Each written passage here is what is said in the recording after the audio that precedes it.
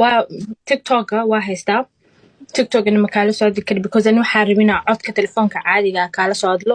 aa ku sheegto ani ina ka hele aa ku jecelahay xiriir karo hada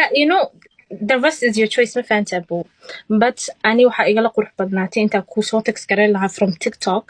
anu telefoonka caadi kala hadlo oo ku sheegto ina maaragtay ku jecelahay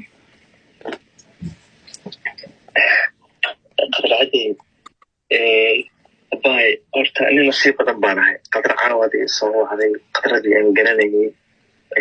gabadha quruxda badneed USA joogtay haddii caawo ii soo bandhiganayso xiriir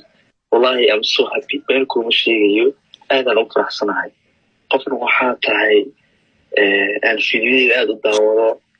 like u saaro yani qof buukinkiisa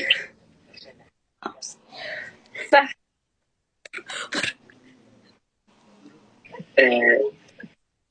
been kuma sheegay laakiin caadiyan abaayo aniga xaas baan leeyahay inaan been kuma sheego mar rabo inaan ku gaaro mar rabo gabar walaashay tahay